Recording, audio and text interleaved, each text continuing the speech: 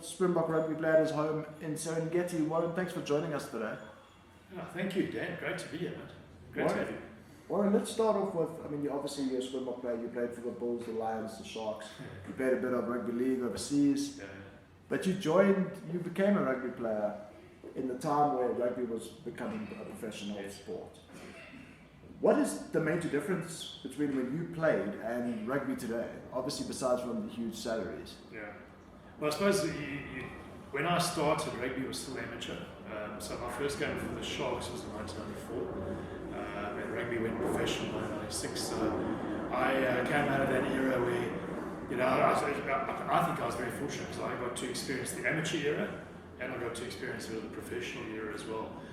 So I straddled that, and when I started off, the guys weren't getting paid.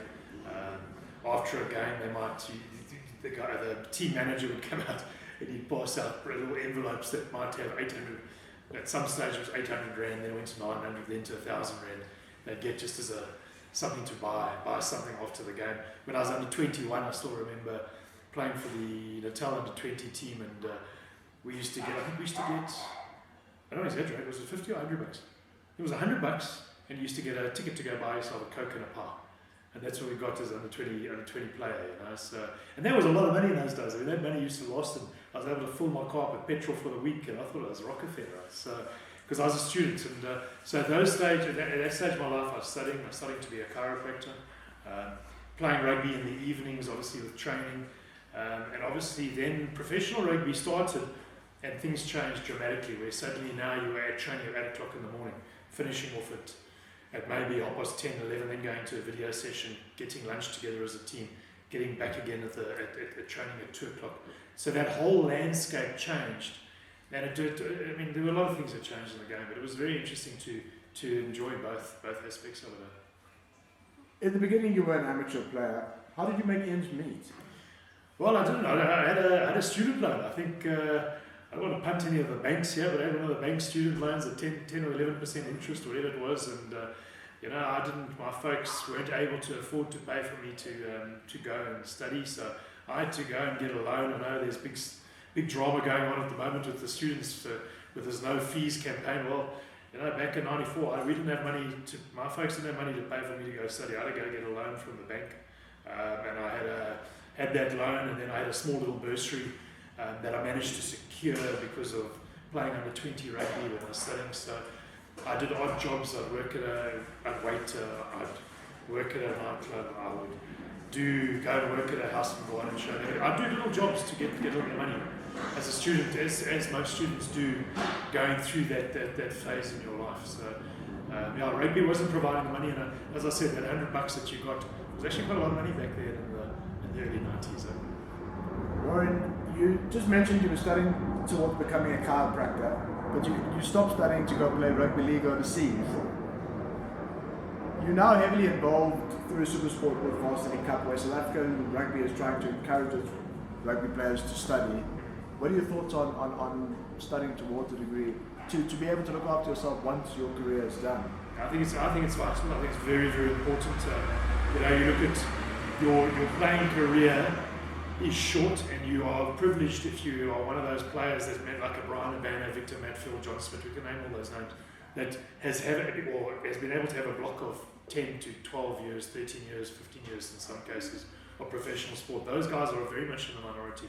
Remember, there's a big pool of players out there in South Africa, over 800 players that are considered professional, and what are they going to do when they stop playing rugby? Where are they going to go? And it's very important to have something behind you. Now, I was lucky enough to study that chiropractic degree, and maybe I didn't finish it, but I got to 4th year. But that has it put me in good stead as far as getting employment, and I got involved in the health and wellness industry. I was involved in the orthopedic industry, and those skills came from when I had studied. I was overseas in the United Kingdom when we played at Ulster. When I played for Ulster, and I did another course through the Open University, which is the equivalent of UNISA.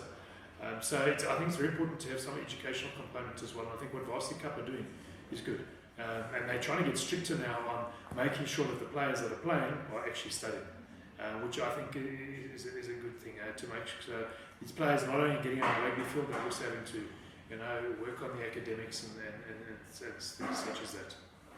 Let's talk a little about your rugby. You played for a very long time, and you made a lot of memories. What would you say was your favourite game out of all the games you played? Sure, Dan. You look at your career over a period of time, and there are so many games that spring to mind. But I mean, undoubtedly, my first game playing for South Africa comes straight into vivid memory. I mean, I can remember it like it was yesterday. It was 1997, the 23rd of August. South Africa were playing Australia at Loftus Versfeld, and I know you love Loftus. And I was lucky enough to get my debut on that day. And I remember the experience from going on the bus from Sandton the whole way through to Loftus. I remember the blue light. They had a blue light brigade in those days as well, but they were shepherding us and taking us, so we didn't have to stop at any traffic lights. So we basically made that trip from Sandton in half an hour, probably even less time, all the way across.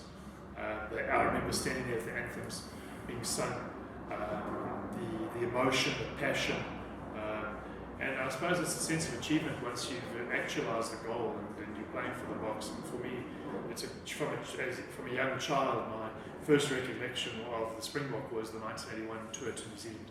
I remember that vividly as well, and I remember that tour, and I've always said that I wanted to play for the Springboks. And so for me, it was an unbelievable an emotional moment. And then to go and get a nice backflip pass from Gary Teichmann on the switch, and to be able to go over and score a try with George Green hanging off the side and getting over, I mean, it's pretty special. And then you can go look at, obviously the other games as well. You can go look at your provincial games when you won the Curry Cup with the Bulls, and when I played my first game for the Sharks. And, like for me, back in '94, I'd had probably 3-4 caps for the Sharks, but when you play your first real game and you've been picked to start and you've been picked in your number and the position, like at number 8, that at that stage I considered myself at. And I remember that game was against a very good side, Western Province side, back in 1994. And Gary Teichmann was out, and the Sharks then picked me as a lighty, a little youngster, at number 8 in that game. And so it was a great memory for me as well to be involved. And that was the start of my career. I see it, in that game against Western Province, last game of the Curry Cup in 2004. No, not 2004, 1994.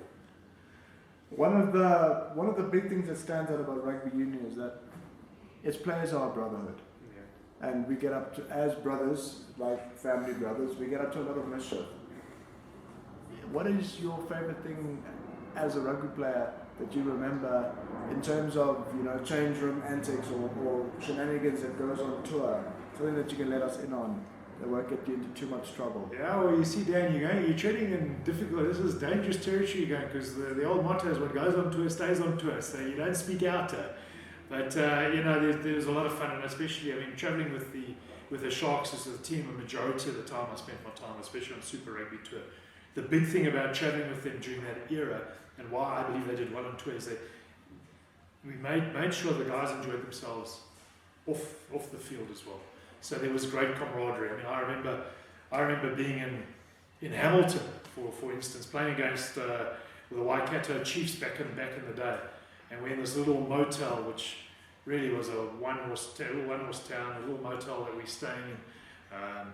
And to occupy ourselves, sometimes you've got to find things to do. And I remember us playing, we used to get a soccer ball of all things, and you're playing like one-bounce soccer with a big group of players. And eventually, you work your way down because you get knocked out if you knock the ball on, or you don't do it after the one bounce. And then you start putting penalties in place, and then suddenly you've got guys are getting penalised, and the next thing you've got one of the front row forwards that's standing with no clothes on, and he's got to do a pose in the street for all the cars driving by. And it makes for good humour. Yeah. And even to the stage where we do that, and sometimes that would happen. We do that in the hotel foyer, or you'd be in the passages in your hotel in Queenstown, playing little games like this, and then there would always be some penalty, and you'd embarrass the player, and the player would be running down, and sometimes a hotel guest would walk in on you, and it would be an awkward moment. Or other things I remember, even when we had in New Zealand, I remember going fishing, and we went fishing for these massive, I think they were massive trout in Queenstown. And you caught them on these big, deep, the rig went right down deep to catch them. and the guys eating the fish straight as it came out the ocean. It was magnificent. And then Mark Andrews. I mean, Mark didn't like to spend too much money on tour.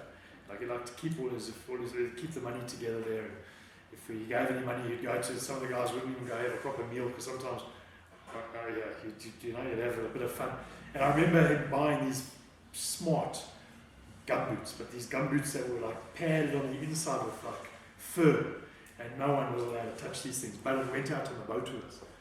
I remember the boys, they got this fish, and they cut a little bit of the fish, and they dropped a little bit of that fish in that gumboot, and to this day we don't know what happened, because Mark has never said anything. I don't know if you arrived in South Africa, that fish was still stuck in there, and Mark, you're a great mate of mine. But to this day, I still don't know what happened to that gumboot. But I remember the guys putting a little bit of fish in there, which was quite amusing. So there were a lot of amusing things. Even Donnie Rousseau. I remember Donnie Rousseau arriving in Camberway. Obviously, the English Afrikaans thing was difficult, and I was with the Bulls then, and we were playing against the Rumbies. They were super rugby in 205. And he gets to the hotel, and he wants to, because he's expecting this fax to arrive, but he wants to find the hotel manager. Now he gets out the bus and he goes straight up to the first hotel courier, concierge, or whatever. He says, excuse me ma'am, can you tell me who drives this hotel? Obviously, because the translation of bestuurder. So some of those things get lost out of context. There's plenty others as well. Yeah. Warren, obviously you've already experienced it, as most players, well, all players will, that your career came to an end and you had to move on. What is the biggest thing that sport taught you in moving on to the next phase of your life in the corporate world? Well, I guess corporate world is it's tough out there. You're going to get knocked down. You're going to get back up on your feet again. In rugby, we get injured, we get hurt. You've got to pull together. You've got to have a sense of discipline and urgency about what you want to do. You've got to set yourself goals. All these things are transferable into business, and you're going to have setbacks, and you're going to get shaken.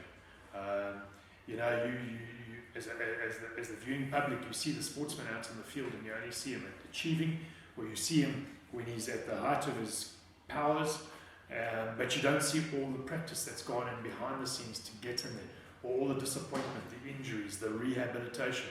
When you look at a Jean de Villiers, or you go through Butch James, you look at the guys that have managed to come back from a lot of these injuries, and the perseverance, and be able to take those setbacks, come back with the right attitude and positivity, and realize where it's coming from. And I think that's very, very important. And then obviously the dynamics of a team working together and getting different people involved become very important. And you've got to be able to take that from the playing field, so to speak, and move it across, and use that analogy and bring it into the workplace as well, because you're going to have a team out there. You're going to have to interact with people.